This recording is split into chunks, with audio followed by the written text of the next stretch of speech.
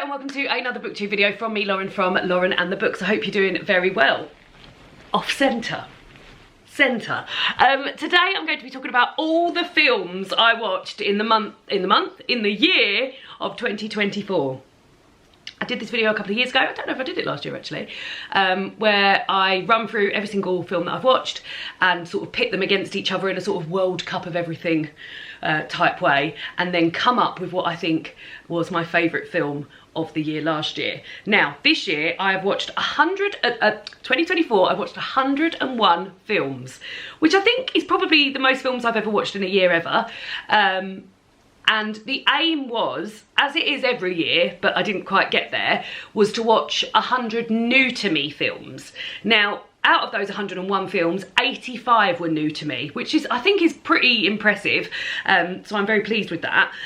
However, this year we will try and aim for the 100 new to me films, so that when we're doing this year, I can say, well done, Lauren, you did it. I've done a little split down of those 101 films and worked out where I watched them. So I watched 40 films at the cinema last year.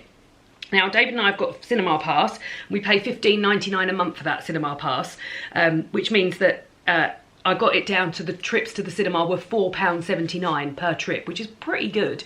That doesn't include any of the event cinema I went to, so they're not included in here. So I went to see a few plays that had been on at the National, and then they put them on at our local cinema.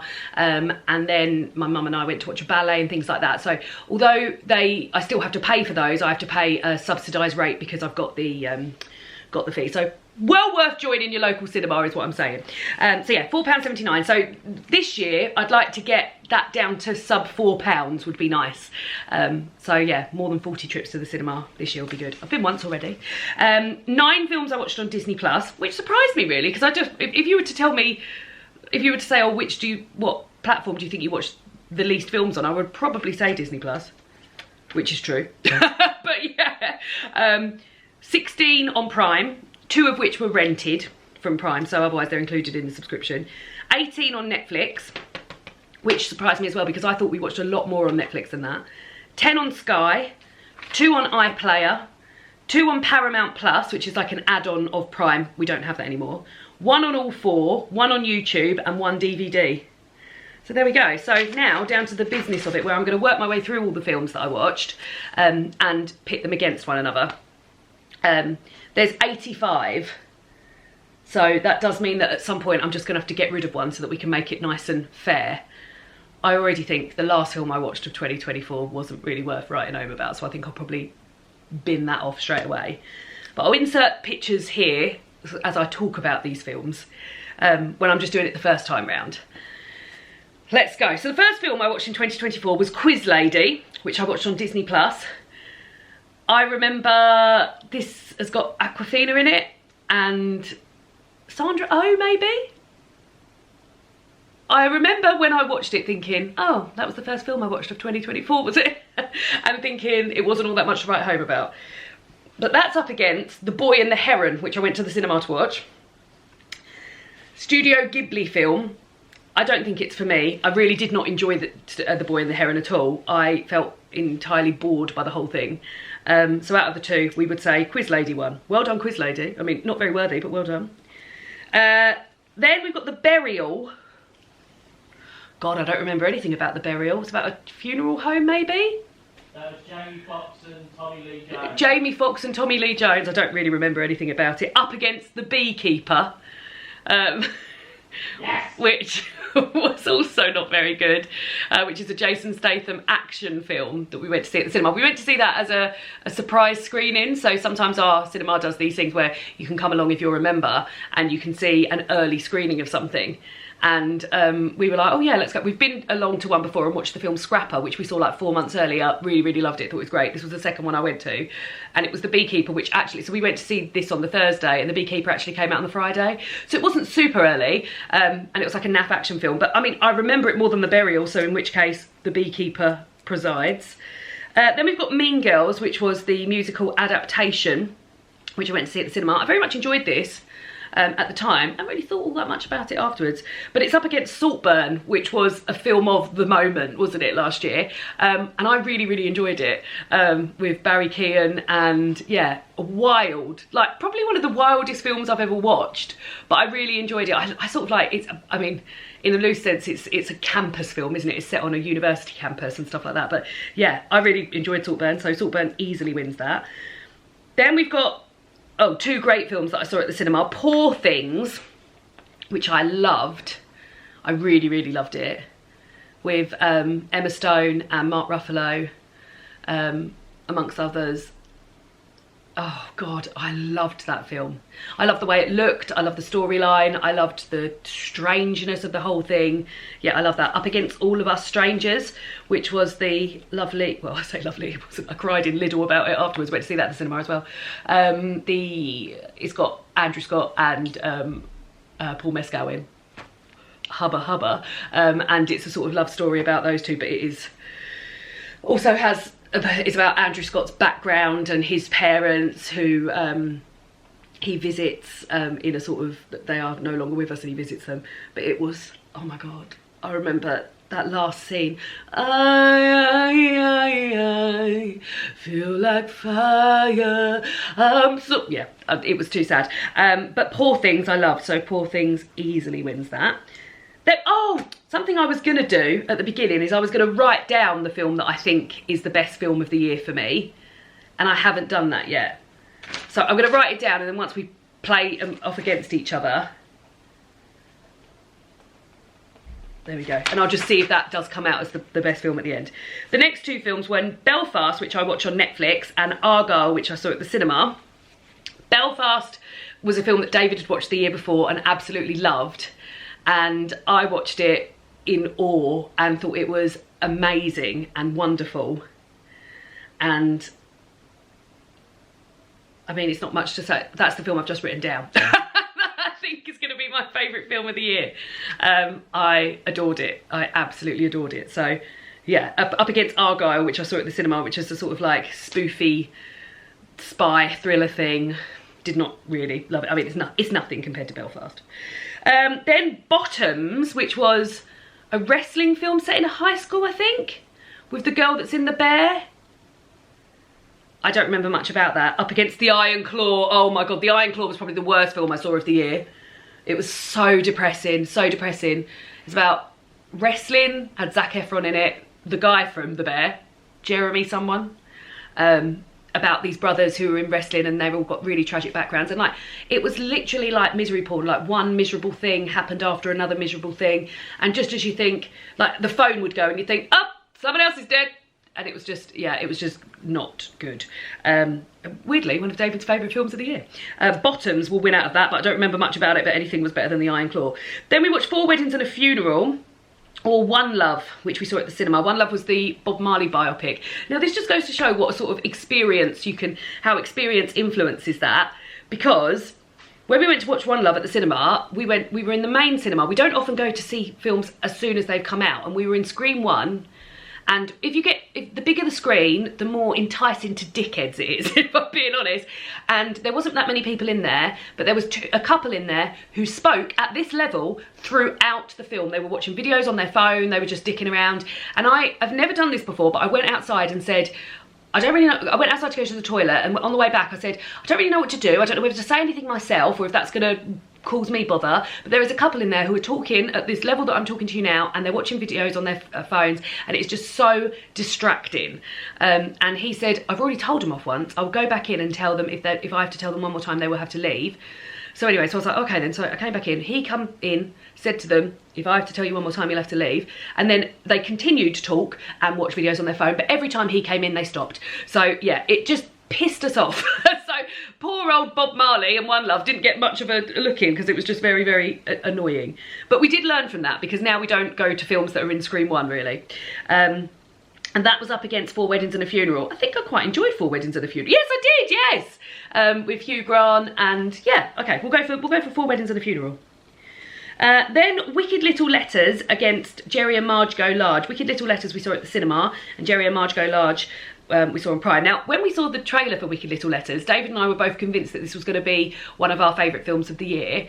We loved the look of it. It's got Olivia Colman in it and Jessie Buckley, and the little village that they live in are receiving letters which have got swear words in and sort of sexual content and stuff like that. And the trailer looked brilliant, and it was, unfortunately, it wasn't a bad film, but it was one of those where like the trailer shows the best bits of the film. So yeah, I enjoyed that, and I did enjoy that more than Jerry and Marge Go Large, which was a film about a couple who, was it coupons, David? What's that, sorry? Jerry and Marge Go Large. No, lottery tickets. Lottery tickets, and they're sort of like buying out the lottery tickets so that they can't not win the lottery. But yeah, we'll go for Wicked Little Letters. Then we've got The Talented Mr. Ripley up against the Persian version. Now, I wanted to watch The Talented Mr. Ripley ahead of Ripley the series going out on Netflix, which starred Andrew Scott as Ripley. And I hadn't ever seen The Talented Mr. Ripley, the film, and I really, really enjoyed it. I found it beautiful to look at, but oh god, the tension that was built up and all of the, yeah, I thought it was brilliant. I actually think the film is better than the series. The series was, we still had a great time with it, but I think the film was better. The Persian version, was that about a young girl? I can't, and did she fall pregnant? Is that what that one is? I can't remember it, so therefore, and I really enjoyed The Talented Mr. Ripley, so we'll put The Talented Mr. Ripley in. Oh, then we've got Nine and Waypo, which is a short film on Disney Plus about two elderly ladies who are living together, and they're in the very much in the winter of their lives. They're both sort of in their 80s and 90s, and they just sort of shuffle about all day, and one of their grandsons, or maybe they're both grandparents to this boy, to this bloke, and anyway he films them one day and like gets them all dressed up and like they muck around with money and stuff, and then they talk about each other and they sleep in the same bed, and it was just adorable. I very much enjoyed it, and that's up against Patch Adams, which David put forward as we take it in turns to pick a film when we were at home, and he picked Patch Adams, and neither of us had seen it, but oh, we did not enjoy it at all. We did not enjoy it. So Nine Waypo wins. Then Mr. Malcolm's List on Netflix that I picked for our home watch, and Drive Away Dolls, which we watched at the cinema. Mr. Malcolm's List was a sort of period piece about, oh god, I can't even remember. I remember David hated it. A period film, oh god, I can't even remember what it was about. How can I pick that then? And Drive Away Dolls, I think that had Beanie Feldstein in it, and they'd hired a car to go somewhere. I don't remember much about either, but I remember less about Mr. Malcolm's List, so we'll go for Drive Away Dolls. Then we've got two Irish films, one very good, one not very good. The Commitments, which we watched on iPlayer, and Irish Wish, which we watched on Netflix. Irish Wish is one of these sort of Hallmark, had Lindsay Lohan in it. I mean, entertaining and naff, but yeah, not gonna win any prizes. And The Commitments I really loved. We both wanted to watch it for a really long time, about a band in Ireland, and yeah, loved it. It made me want to read the book actually, so we'll go for The Commitments. We're on to page 2, guys. Then we went to watch Ghostbusters Frozen Empire at the cinema. None of these sort of action films or like big franchises do that much for me. Like I've managed to not watch one Marvel film this year, which is wonderful. But yeah, I didn't like Ghostbusters Frozen Empire. I don't remember much about it at all. And then the other film is A Quiet Place, which we watched on Paramount Plus, and we watched both Quiet Places that year, and we're actually planning on watching Quiet Place day 1 this weekend with my friend, but I really enjoyed Quiet Place, so that's going to win. I'm a bit of a wimp when it comes to horror films, but we, all three of us, me, David and Emma, who we watched it with, we are all wimps and we all managed it, and yeah, we liked it. Then we've got Champions up against American Fiction.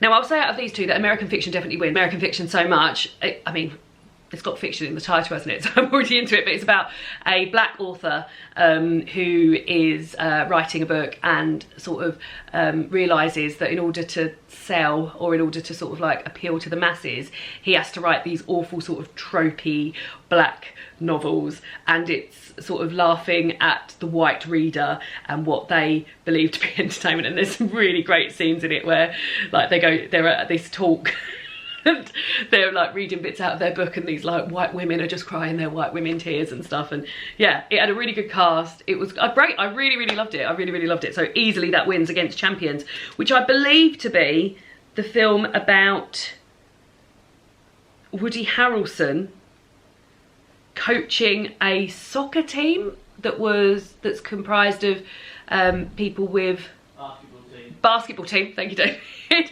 with learning difficulties and Down syndrome and stuff like that. And I mean, I enjoyed it at the time, but I loved American Fiction, so yeah, American Fiction easily winning. Then Seize Them had Nick Frost in it, Nicola Coughlan, a sort of, I guess like a grown-ups, maybe horrible histories. I didn't mind it, David hated it. Against Robot Dreams, which we loved, which was a animation where there's no speech and the only words you hear are do you remember the 21st night of September, and it's just lovely and heartwarming and wonderful. So yeah, Robot Dreams definitely wins. Then we've got The Tender Bar. David, I can't place The Tender Bar at all. Sorry? The Tender Bar? Yeah, that's Ben Affleck. I don't remember it. Ben Affleck in it. Against King Richard, which I did really enjoy, which is the... Just so you know, I've got headphones on now. Okay, love you. He's got headphones on now. I'm on my own now. I'm on my own. But King Richard would... I mean, I don't remember anything about The Tender Bar, but King Richard was the film that Will Smith won the Oscar for, where he is depicting Richard Williams, Venus and Serena's dad, as a tennis coach and trying to better his daughter's life and stuff like that. Really enjoyed it. It was really good. Back to Black. Oh, this is... Back to Black, which I saw at the cinema, as well as Challengers, which I saw at the cinema. Back to Black was the Amy Winehouse biopic. I enjoyed it. I didn't know if there was maybe a little bit of creative license going on there, but Challengers, which was a sort of like Cruel Intentions-y type thriller, in like love triangle set in the tennis world with Zendaya and Josh O'Connor. I loved it. It was like, David was absolutely naff, but I really, really loved it. So yeah, that definitely wins. Then we've got Scoop, which was the Netflix film about the about getting the interview with Prince Andrew, the interview with Prince Andrew. Billie Piper's in it. I enjoyed that, and it's up against In the Land of Saint and Sinners, which was a action film which had Liam Neeson in it as a aging assassin wanting to give up his assassin job. We're gonna go for Scoop. We're gonna go for Scoop. Then Gone Girl, which we watched on Disney Plus, which I've been meaning to watch for a long, long time, and David and I both really, really enjoyed. I had read the book Gone Girl, so I knew where this was going. It was very interesting to watch the film with David, who hadn't read the book Gone Girl, and was like, what is happening? But yeah, I thought it was played very well. I enjoyed it a lot. Star Wars Episode 1, The Phantom Menace. Yeah, Gone Girl wins.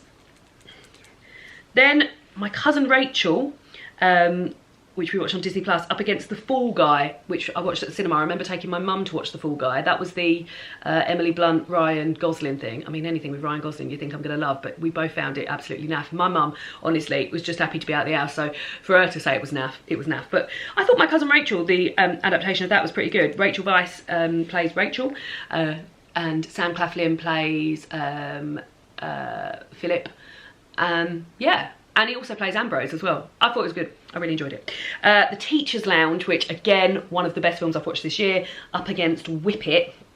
The Teacher's Lounge is a German film. Our cinema on a Monday often shows films in like smaller films or films in a foreign language, and it was so good. I think about it all the time. It was a film set in a school where money had been going missing from teachers' wallets and bags in the staff room, and straight away they think it's the children that are doing it, and they all sort of like question the children, and they're saying, oh, have you noticed any of your fellow students who've got new computer games or new coat or lots of money at the tuck shop or whatever? And then it becomes clear that it wasn't one of the students, it was a member of staff, and the students sort of turn on in not a really dramatic way, just in a like, why did you assume it was us straight away? Why? And they interview one of the teachers for the school magazine. It was bloody brilliant. I loved it. Whip It, is that the one about roller derby, which has got Elliot Page in it? I mean, I loved The Teacher's Lounge, so we'll go for that. If, which David was so excited about, it's the John Krasinski, If stands for Imaginary Friend. It's got Ryan Reynolds in it. every time he saw the trailer at the cinema, he was like beside himself about it. And already, like, the hype had got me. I was like, oh, I'm not going to enjoy this. I did not enjoy this. But it's up against After Sun, which we watched on iPlayer, which is Paul Mescal as a young father, taking his daughter on holiday during the school holidays. And that was very, very depressing. But I did enjoy that more than If, so we'll go for that. Then we've got Grease 2, which we both thought was naff. I'd never seen Grease 2. It was one of David's favourites when he was younger. He used to watch it with his sisters all the time. Up against Inside Out 2. I think I'd probably go for Inside Out 2, but that's only because Grease 2 was so very naff. Then we got The Bike Riders, which we watched at the cinema. Jodie Comer. Tom Hardy? Tom Hardy's in that, is he? And that handsome man that plays Elvis. Austin Butler, was that? I thought it was fine. Up against Fancy Dance, which I really enjoyed. That's an Apple film. Oh, none of these films have been noted as Apple, and I thought we'd watch a few films on Apple. We saw it at the cinema though, about, oh God, what is that actor's name? I've got a mental block on that actor's name. Let me remember her name. No, it's like a flower. Lily someone? Lily Gladstone, thank you. Yeah, and that is a film about her, Lily Gladstone's character. Her sister has gone missing. They are Indigenous, living on the Seneca Cayuga Reservation in Oklahoma. And it's quite, tragically, quite often Indigenous women go missing, and she spends all of her time looking for her sister, whilst also trying to sort of raise her niece and things like that. And yeah, this is about a dance competition tradition thing they have, but yeah, I really loved that. Definitely more than I've forgotten what the last one was anyway. The Bike Riders. Yeah, we'll go for Fancy Dance. Then we've got The Quiet Girl, which is an adaptation of Claire Keegan's book Foster, which I rented, and yeah, it was lovely. It's an Irish language film about a young girl whose mother has just fallen pregnant again, and they've already got loads of children, and she goes to stay with some distant relatives for summer, and it's there that she feels love and time spent on her for the first time ever, because her parents just maybe weren't made for that, and also have just got too much going on trying to make ends meet and having more children and things like that. It was lovely. Oh God, but the other film we watched was The End We Start From, which is Jodie Comer again. I really loved that. That was about, it was a sort of climate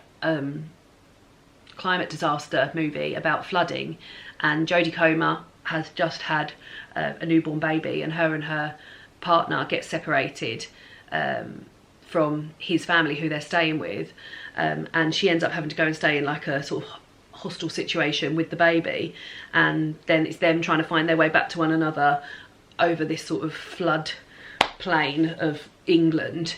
Oh, I really like that, but I also really like The Quiet Girl. Oh, this is my first moment where I'm having... Oh. The Quiet Girl was beautiful and lovely. The End We Start From was very dramatic, and we were really taken by it. Oh, I don't know. I think I'm going to go for The End We Start From, yeah. Oh, that was my first hard decision to make. Then we've got Under Paris against A Quiet Place 2. Now, Under Paris, we had a great night to watch Under Paris. It's on Netflix. It's a French film about sharks in the Seine when they're about to do this triathlon in Paris. And we watched it with our friends Kate and Alex. We got a takeaway. We went round their house and we had such a laugh because it is a naff action film and it's got sharks in it. And it was just, we had such a good time, and I think back fondly of that evening as one of like my favourite evenings of the year. Up against A Quiet Place 2, which I also very much enjoyed. As I said, we've quite got into it, but yeah, I think the whole experience of Under Paris, we had a great time. Then we've got Twisters up against Whiplash. Twisters was the sequel to Twister, which came out in the 2000s or the 90s, about chasing twisters. What are they called? Tornadoes. We saw that at the cinema. Up against Whiplash, which is the film about drumming. That makes it sound very... I can't think of his name either. The bald-headed guy who's in the Spider-Man films. What's his name? I think he might have like initials as his name. and Miles Teller. I found that all quite stressful watching it. I didn't love Twisters, but I think I had a more enjoyable experience because I wasn't as stressed as I was watching Twisters, Whiplash. Then we've got Taylor Swift The Eras Tour, which we watched on Disney Plus, up against Trap, which we saw at the cinema, which was the M. Night Shyamalan film about a serial killer, and they set this trap at a pop star. Quite strange that these two are up against each other, at a pop star's arena tour, and they set up this whole thing for him to try and trap this serial killer. I enjoyed it. I thought it was tense and it's silly in places, and yeah, I thought it was really good. But I mean, that Eras Tour was something else, weren't it? It was really, really special. So I think we'll go for the Eras Tour. Kneecap, which was an Irish language film about Irish rap, which I very much enjoyed, up against The Descendants, which David and I, our niece is very into The Descendants music. She hasn't even seen the films, but she loves the music very much and will put it on and dance and throw herself around and stuff. So whilst we were dog sitting my parents' dog while they were away on holiday, we said we'd watch The Descendants film. Now, we only watched 2. That was enough for me. But yeah, I would definitely go for Kneecap. It was very, so much drug taking in that film, but like really interesting about looking to sort of like Irish language and how that Irish language rap, what it did for the Irish language. Then we've got The Descendants 2. I can't work out the differentiation between them. Up against Wilding, which was a film that I absolutely loved. We went to see it at the cinema, about a piece of land which the owners of that piece of land have just given over to rewild itself, and introduced beavers to that piece of land, and what that has meant for the local environment and for reintroducing species and things like that. It was gorgeous. We went to watch it on a Sunday afternoon at the cinema. I could have sat and watched it again. It was so wonderful. Yeah, really, really good. I'd like to read that book actually. Then we went on a bit of a Hobbit and Lord of the Rings extravaganza. So it's quite hard to pit these films against each other. We hadn't seen any of the Hobbit films either, but I had seen all the David and I had both seen the Lord of the Rings before. So we've got Hobbit: An Unexpected Journey against Hobbit: The Desolation of Smaug. Well, I'm going to go for the first one, just because I won't be able to sort of put it up against the other one.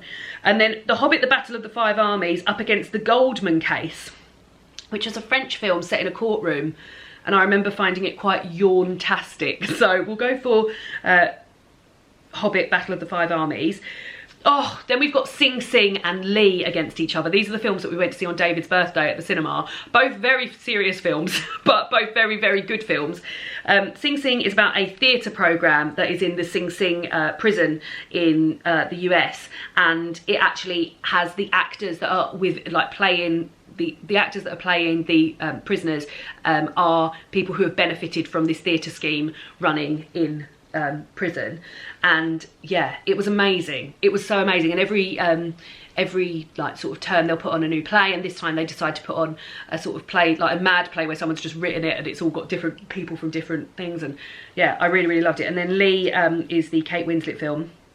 I imagine she's probably nominated for an Oscar, where she plays, well, she starts as a supermodel, but she goes on to become a war photographer, and this is about her, the tragic and awful things she saw as a war photographer, and what that was like being a woman. And yeah, God, they were both amazing. Oh my God, I think I'll go for Sing Sing. Coleman Domingo was amazing in that, so good. But yeah, both great films, and both like really depressing to go and see on David's birthday, but we both agreed that they were amazing films. Right, we're on the last sort of page now. We've got Will and Harper, which we watched on Netflix, up against The Outrun. Will and Harper is a film about Will Ferrell and his one of his friends, Harper, who is a trans female. And it's about them going on a road trip, and maybe Will realising that how his life is and his presentation to the public is incredibly different to that of a trans woman. We watched it, we both found it very, very interesting and enlightening, can I say that? Yeah, but The Outrun was a film that I was really looking forward to watching this year. And it stars Saoirse Ronan. I have read the book by Amy Liptrot, which is about her coming from a small series of islands in Scotland, of which I've forgotten the name. There's so many series of islands in Scotland, guys. Where is she from? I want to say Orkney, but I don't want to commit to that until I know for definite. Orkney! So it's about Amy, it's a memoir retold. Amy coming from Orkney and then moving to the mainland, to London, all sorts of places, and becoming an alcoholic, and her moving back to Orkney to work for the RSPB, doing a sort of a study on corncrakes, the bird corncrake, and you're getting flashbacks to her sort of previous life when she was an alcoholic, and how she sort of like burnt her bridges with a lot of her friends and her boyfriend, and how her mother and father, who also have their own issues, have sort of tried to help her or tried not to help her so much.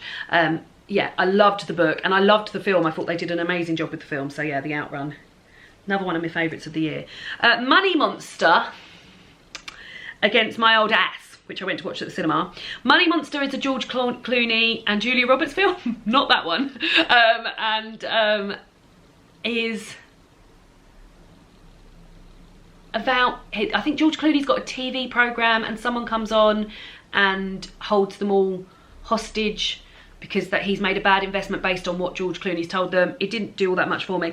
My Old Ass I went to see at the cinema, stars Aubrey Plaza, and is a film about her talking to her younger self and trying to sort of guide her by telling her, oh, it feels even sadder now because Aubrey Plaza's husband has just died, but sort of telling her, getting her to make decisions when she's younger, which will not hurt her when she's older.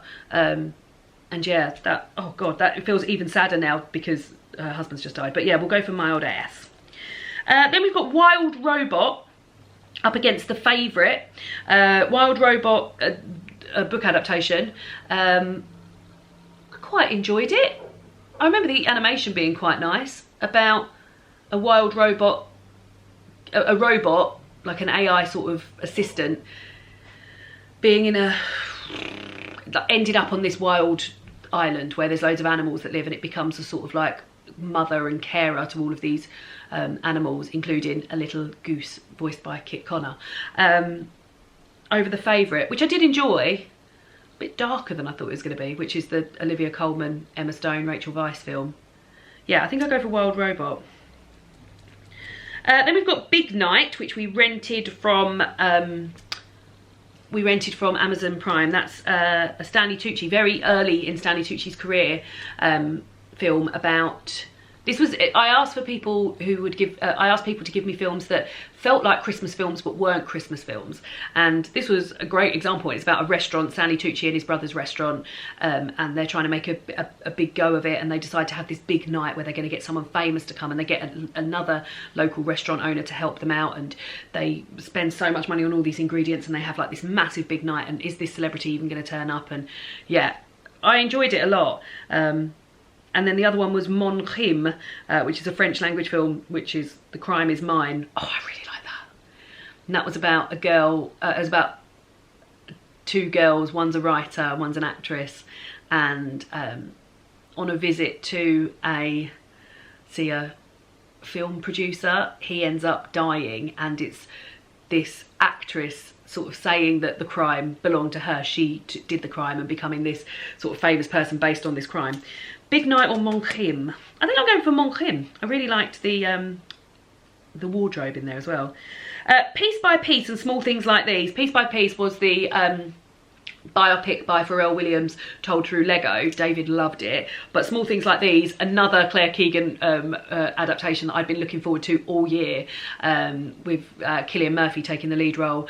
It's set in the run up to Christmas, about this chap who owns this coal business, and he's got 4 children, and he delivers to the local sort of nunnery, which they've got a very big span of influence over the town. They run one of the schools and things like that, and they're also running a horrific laundry where they're taking in young women who are pregnant outside of wedlock, and having their babies, and then getting those babies adopted, whether or not the young woman wants that to happen.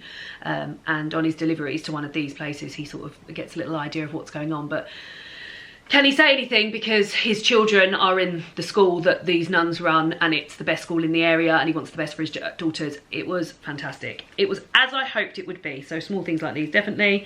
Then we went to see Paddington in Peru, which we really enjoyed. It's the third Paddington film. Paddington 2 is one of my favourite films ever. So it was never going to be as good as Paddington 2, but we very much enjoyed it. Up against Juror 2, which we found a bit daft. It's a film about a Nicholas Hoult who has to do jury service, and while he's on jury service he realises that he was involved in the crime that they are looking into. But yeah, Paddington in Peru I would say wins that. Wicked up against That Christmas, which was a Netflix Christmas film. I loved Wicked. Wicked was one of those films where when it finished, I was like, I could watch that all over again. I found the singing amazing. It still blows my mind that they did that singing live. Ariana Grande was so funny. I was expecting great things from Cynthia Erivo, but I never knew that Ariana Grande was the comedic actress that she was. Always loved to see Jonathan Bailey in anything. Yeah, I thought it was absolutely brilliant. That Christmas I enjoyed, but it can't even touch Wicked. Then we've got Our Little Secret. Oh, that was a Lindsay Lohan Christmas film. Yeah, that wasn't that great. Up against The Holdovers, which I very much enjoyed. So we're into sort of like Christmas territory now. Our Little Secret up against The Holdovers. I love The Holdovers. It's a Paul Giamatti film where he is working as a teacher in a residential school, and he has to stay behind to look after the children who aren't going home for Christmas. And yeah, that was, yeah, I really enjoyed that. I really enjoyed that, more so than Our Little Secret. Then we've got Carry On, which was a Netflix sort of naff action film set over the Christmas period with Taron Egerton, who works as a security guard on in an airport, and his partner, who I don't really know what her job is, but she wears a suit and sort of marches around. Up against Wallace and Gromit, Vengeance Most Foul, which we watched on the BBC, which was the big Wallace and Gromit thing for Christmas. I enjoyed Wallace and Gromit, Vengeance Most Foul more than I enjoyed Carry On. However, I did over-relax a little bit in Wallace and Gromit, Vengeance Most Foul because I fell asleep for a little bit, but yeah, definitely more so than Carry On. And then the last film which we watched was Sweethearts, which we watched on Sky on New Year's Eve. A film with, I can't think of the girl's name, but she was in Mad Men and played Sabrina the Teenage Witch. Kieran is her name? Shipka. And it's about her and her best friend from school going to university, and yeah, it's not going to win any prizes, which is why it's not up against anyone, and I'm just going to sort of get it off, because otherwise I've done it before where we have one that never has anything to battle against and it ends up going really fast. So there we go, we are now down to 50 films, and we're going to go a little bit faster now. And see where we go. So we've got Quiz Lady against the Beekeeper. What are we going to go? Quiz Lady against the Beekeeper. I might go Beekeeper. That's insane to me. Saltburn against Poor Things. How can we... Saltburn against Poor Things. It's got to be Poor Things, but Saltburn's still top. Belfast against Bottoms. Belfast for definite. Four Weddings and a Funeral against Wicked Little Letters. I'd probably go Wicked Little Letters. The Talented Mr. Ripley against Nine and Wapo. We'll go The Talented Mr. Ripley. Drive Away Dolls against The Commitments. We'll go The Commitments. A Quiet Place against American Fiction. We'll go American Fiction. Robot Dreams against King Richard. Oh, do you know what? I maybe one day would have said Robot Dreams, but today I'm feeling like King Richard. Yeah. That surprised me. Challengers against Scoop. Challengers, loved Challengers. Gone Girl against My Cousin Rachel. I'd go Gone Girl. The Teacher's Lounge against After Sun. I'd go The Teacher's Lounge. Inside Out 2 against Fancy Dance. I'd go Fancy Dance. The End We Start From against Under Paris. I'd go for The End We Start From. Sorry, Under Paris, but you got through the first time. Twisters against Taylor Swift The Eras Tour. We'll go Taylor Swift The Eras Tour. Kneecap against Wilding. Ooh. I'd go Wilding, but that is a shame really. Hobbit An Unexpected Journey against Hobbit The Battle of the Five Armies. We'll go for the first one. Sing Sing against The Outrun. Oh, I loved The Outrun so much. Yeah, I think it's got to be The Outrun. My Old Ass against Wild Robot. I'd go My Old Ass. I've been thinking about that film a lot recently. Mon Chim against Small Things Like These. Small Things Like These. Paddington in Peru against Wicked. The Holdovers against Wallace and Gromit, Vengeance Most Foul. We'll go Holdovers. So there we go. We are now down to 25, are we? And we've got one of these has just got to slip off the end. Okay. So, The Beekeeper against Poor Things. Poor Things for definite. Belfast against Wicked Little Letters. Belfast for definite. The Talented Mr. Ripley against The Commitments. I think I'm going to go Talented Mr. Ripley. American Fiction against King Richard. We'll go American Fiction. Challengers against Gone Girl. We're going to go Challengers.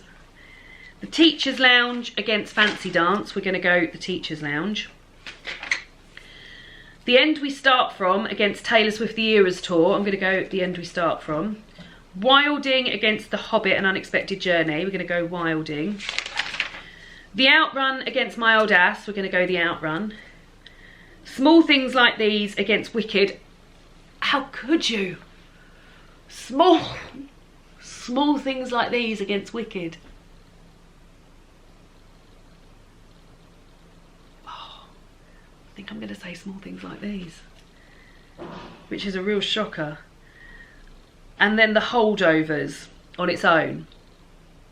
But maybe I'll battle Wicked against The Holdovers to pull one through, and in which case Wicked would win. So there we go. That's made that even again. We're going again from the beginning. Poor Things against Belfast. I knew this moment would arrive. I'm trying not to be influenced by what I said earlier about thinking Belfast was going to win. But yeah, I did enjoy Belfast more than Poor Things. The Talented Mr. Ripley against American Fiction. Oh, American Fiction, I think. Challengers against The Teacher's Lounge. The Teacher's Lounge. The End We Start From against Wilding. Wilding. The Outrun against Small Things Like These. The Outrun against Small Things Like These.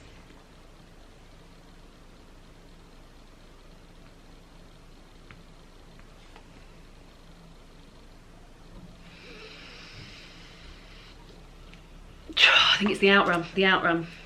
And then we got Wicked on the end, so The Outrun against Wicked.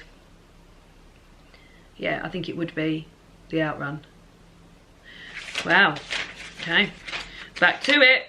How many have we got to now? 1, 2, 3, 4, 5. How have I done it so that that's happened? I don't know, but we'll keep going. Belfast against American Fiction.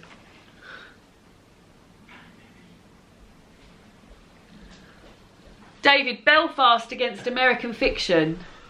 Oh, are we near the end? Yeah. Belfast, American Fiction. Tough. Oh, I think I'm going to go Belfast, but that pains me because I loved American Fiction. Then we've got The Teacher's Lounge against Wilding. I think it's The Teacher's Lounge. Yeah. And then the one that's on the end, because I've ended up with one on the end, is The Outrun. But do I think The Outrun stands up to The Teacher's Lounge or Belfast? No, I don't think it does. No, still very good though. So we've got Belfast against The Teacher's Lounge. And I want the final. Yeah. Oh, come right at the end. As I suspected, Belfast wins, but The Teacher's Lounge, I'm pleased that's how it's ended, because The Teacher's Lounge is one that has occupied a lot of my brain space this year, and I think that would probably be the one I've recommended most this year. And I've read a few books that feel a little bit like The Teacher's Lounge, but Belfast, the whole thing, it had me crying from the second it started, and yeah, I just think it's amazing. So there we go. Belfast was my favourite film. Of Jamie Doran. Open up your eyes, there you realise. Here I stand with my everlasting love. That is a good song. Yeah. Right, so the last thing I'm going to do before we go for the day is I'm going to look at the films that I wanted to watch list in 2024 and see what ones I've got left over, see if I want to pull them forward to 2025. You can help me with this, David. Yes. Always.